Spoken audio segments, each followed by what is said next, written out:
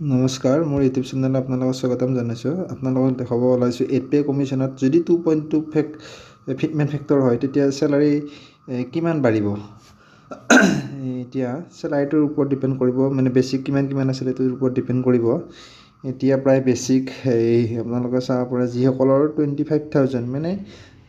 বহুত দিন হোৱা নাই চাকৰি পোৱা, তেওঁলোকৰ এতিয়া চেলাৰী যদি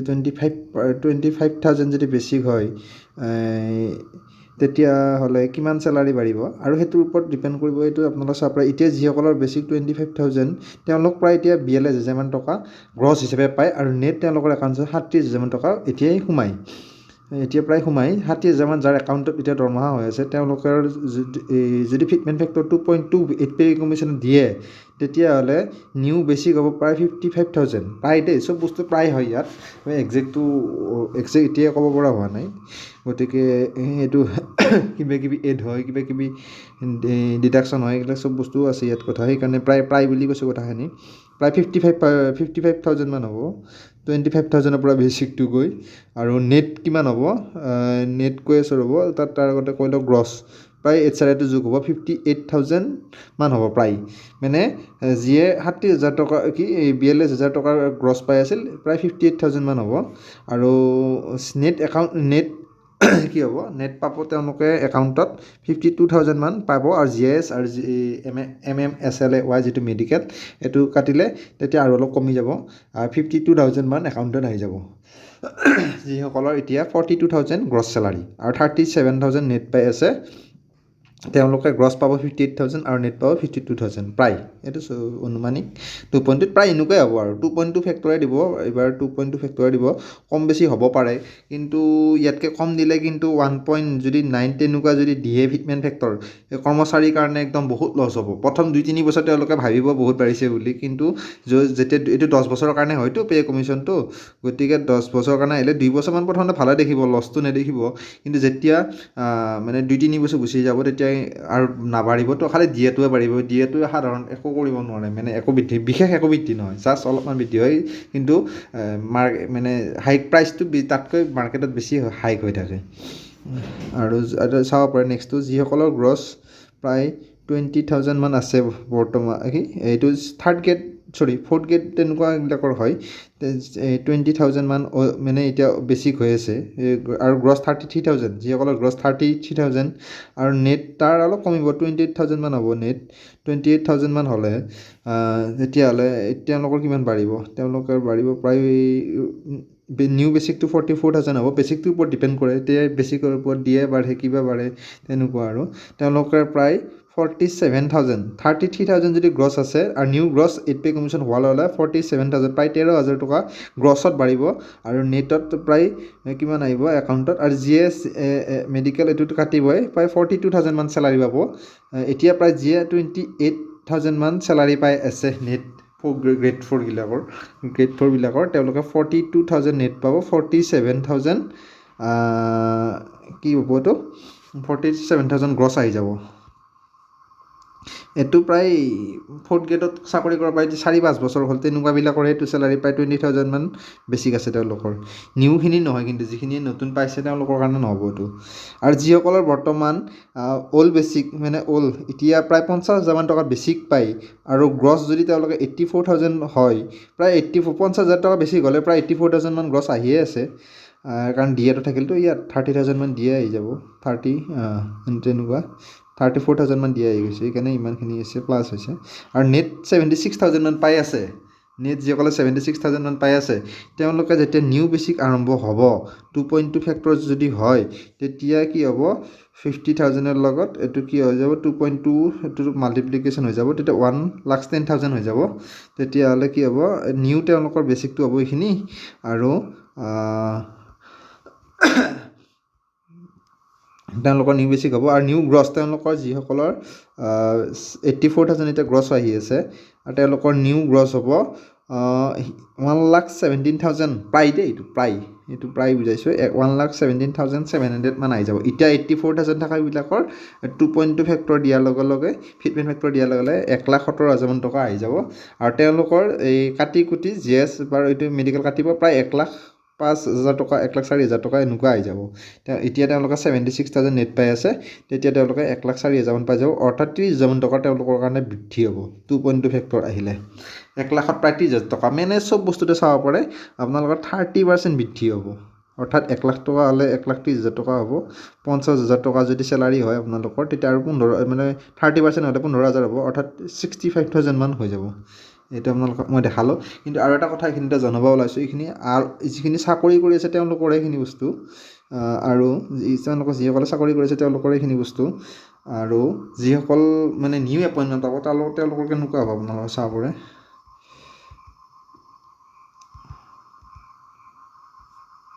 নিউ চেলাৰী নিউ এপইণ্টমেণ্টবিলাকৰ কেনেকুৱা হ'ব যদি ফিটমেণ্ট ফেক্টৰ 2.2 দিয়া যায় নিউ ষ্টাৰ্টিঙত তেওঁলোকে কিমান পাব জানুৱাৰী 1 তাৰিখৰ পৰা 2026 এইটো আপোনালোকে চাব পাৰে হাইস্কুল ME স্কুলৰ গ্ৰেজুৱেট স্কেল 8,700 দিয়ে তেওঁলোকৰ প্ৰথমতে দেখাইছোঁ তেওঁলোকৰ পে'মেণ্ট হৈছে 14,000ৰ পৰা 60,500 টকা তেওঁলোকৰটো আৰু নিউ পে'মেণ্ট এতিয়া কি হ'ব 14,000 টকা এতিয়াতো 14,000 নিউ যেতিয়া 8 কমিশ্যন আহিব তেওঁলোকৰ ফিটমেণ্ট ফেক্টৰ 2.2 নাথাকে কি 14,000 নাথাকে পে'মেণ্টটো তেতিয়া পে'মেণ্টটো প্ৰায় চেঞ্জ হ'ব তেতিয়া কেনেকৈ চেঞ্জ হ'ব এতিয়া নিউ পে'মেণ্টটো কেনেকৈ চেঞ্জ হ'ব এইটো এটা ডাঙৰ কথা এইটো চাব পাৰে 14,000 টকা যদি ফিটমেণ্ট ফেক্টৰ 2.2 দিয়ে 14,000 লগত কি হৈ যাব এইটো মাল্টিপ্লিকেশ্যন হৈ যাব তেতিয়াহ'লে কিমান পাব প্ৰায় 30,800 মান হয় কিন্তু এটা কথা এইখিনিতে মনত ৰাখিব লগা মানে জানিব লগা কথা মানে যদি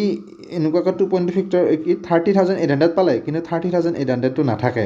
অলপ বঢ়াই দিয়ে মানে তলৰ চেলাৰীটো অলপ ওপৰত উঠাই দিয়ে কাৰণ আগৰ চেলাৰীটো আপোনালোকক এইখিনিতে মই কৈ লওঁ আগৰ 6 পে কমিশ্যনত 5,200 টকা আছিল তেতিয়া 2.57 মানে দিছিল আৰু 2.57 দিছিল সেইবাৰ এই 7 পে কমিশ্যনত তেতিয়া তেওঁলোকৰ চেলাৰীটো প্ৰায় 13,000ৰ কিবা 300 নে তেনেকুৱা কিবা হয় আৰু সেই তেনেকুৱা হ'লে 13,000টো নিদি কি কৰিছে 14,000 মানে তলৰটো অলপ বঢ়াই দিছে 13,300ৰ পৰা অলপ বঢ়াই দিছে 14,000 এইবাৰো ঠিক তেনেকৈ বঢ়াই দিলে 31 কিমান দেখাইছে 30,800 দেখাইছে নে এতিয়া অলপ বঢ়াই দিলে তেতিয়া কি হ'ব 32,000 মান টকা আহি যাব মানে তলৰটো যিটো 14,000 ষ্টাৰ্টিং হয় তেতিয়া 32,000 পে'টো ষ্টাৰ্ট হ'ব যিটো 14,000 পে'মেণ্টটো গতিকে ঠিক তেনেকৈ আকৌ তাৰ 32,000 হ'লেতো নেক্সট আকৌ যিটো 8,700 গ্ৰেড পে' দি আছে এইবাৰ 8,700 গ্ৰেড পে'টো 2.2 ফেক্টৰতে পূৰণ হৈ যাব অৰ্থাৎ আগৰবাৰ গ্ৰেজুৱেট স্কেল আছিল 3,300 যেতিয়া 2.57 দিলে তেতিয়া কিবা 7,000 কিবা টকা হয় তেনেকুৱা হয় কিন্তু 7,000 নে 8,100 কিবা তেনেকুৱা হয় যেতিয়া কিন্তু গ্ৰেড পে' কিমান দিলে এতিয়া বঢ়াই দিয়াৰ পিছত 8,700 কৈ দিলে মানে 600 মান টকা বঢ়াই দিছে 600 মান টকা ইয়াতেও ঠিক তেনেকৈ ইয়াতো 8,700 পৰা 2.2 ফিটমেণ্ট ফেক্টৰ যদি দিয়ে তেতিয়া 19,140 টকা হয় যদি বঢ়াই দিয়ে প্ৰায় 21,000 মান টকা হৈ যাব এইটো গ্ৰেড পে' নতুন গ্ৰেড পে' আহি যাব নতুন পে'মেণ্ট 32,000 পৰা ষ্টাৰ্টিং যদি হয় আৰু 21,000 যদি গ্ৰেড পে' নতুন হয় তেতিয়া নিউ চেলাৰী ষ্ট্ৰাকচাৰটো কেনেকুৱা হ'ব আৰু বঢ়াই দিব এইটো কাৰণ 2.2 ফিটমেণ্ট ফেক্টৰ আহিলেতো হৈয়ে যাব পে'মেণ্টটো চেঞ্জ হৈয়ে যাব গতিকে ঠিক তেনেকুৱা ইয়াত 32,000 টকা ইয়াত 21,000 টকা নিউ বেচিক হৈ যায় এইটো কাৰণ পে'মেণ্ট প্লাছ গ্ৰেড পে' এই দুটা যোগ কৰিলে নিউ বেচিক হয় তেতিয়া কিন্তু 0% হৈ যাব ডিএটো কাৰণ এইটো 2026ত যেতিয়া পে'মেণ্ট ষ্টাৰ্ট হ'ব জানুৱাৰীত তেতিয়া প্ৰথম 6 মাহ ডিএটো 0 হৈ থাকিব আৰু HR যদি 7% থাকে 3,710তে 7% বুলি ধৰিছোঁ কিছুমানে 8%ও দিয়ে সেইটো চব নিজৰটো বেলেগ হয় গতিকে এইটো আপোনালোকে চাব তেতিয়া গ্ৰছ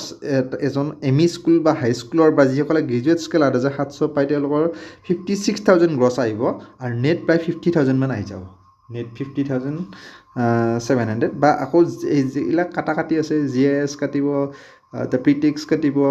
MMSL কাটিব প্ৰায় 50,000 ধৰক নেট তেওঁলোকৰ 50,000 নিউ এপইণ্টমেণ্টৰ পিছত যদি ফিটমেণ্ট ফেক্টৰ 2.2 হয় তেতিয়াহে যদি বেছি দিয়েতো ভালে কিন্তু কম দিলে কিন্তু বহুত লছ যিখিনি স্কুল মানে চাকৰি কৰিব বা চাকৰি কৰি আছে তেওঁলোকৰ কাৰণে ফিটমেণ্ট ফেক্টৰ 2.2তকৈ কম দিলে বহুত লছ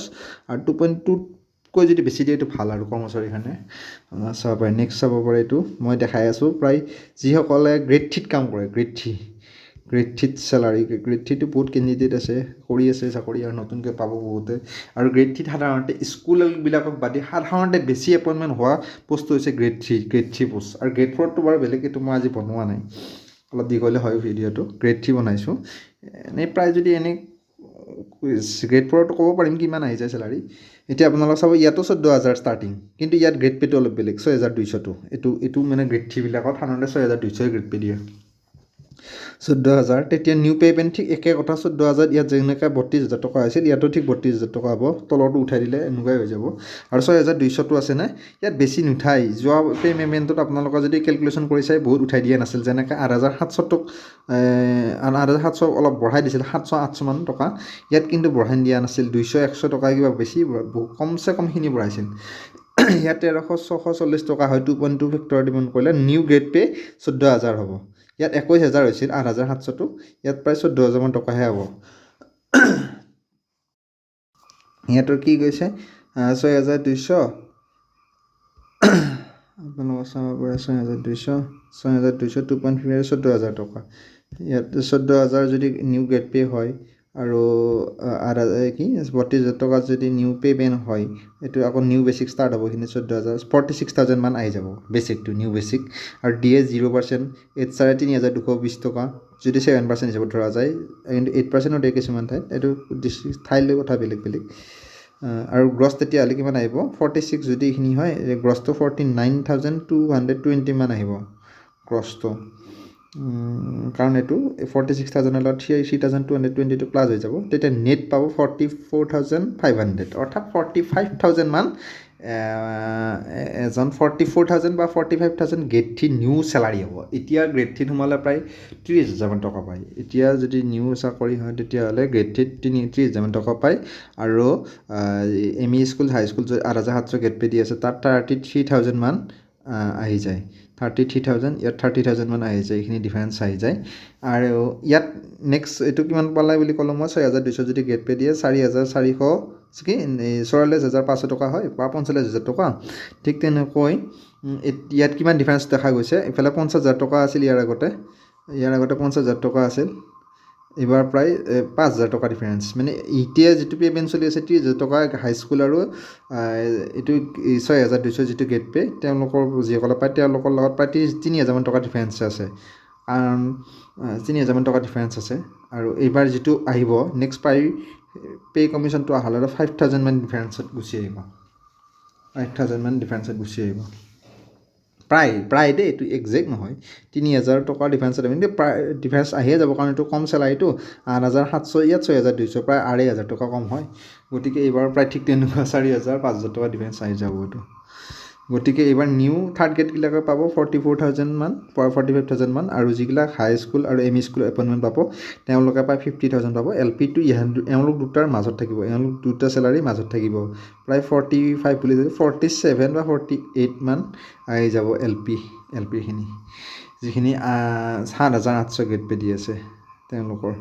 কিন্তু 6,200টো যিসকলে গ্ৰেড পে' দি আছে তেওঁলোকে এইটো চেলাৰী পাব আৰু 7,800 দিলে এইটো দুটা চেলাৰী মাজত থাকিব 48,000 মান হ'ব আৰু হাই স্কুলৰখিনি 50,000 মান পাব এইখিনি আপোনালোকে যদি এইটো যেতিয়া ফিটমেণ্ট ফেক্টৰ হয় আপোনালোকে অট'মেটিক গম পাই যাব এই কথাখিনি ঠিক আছে ধন্যবাদ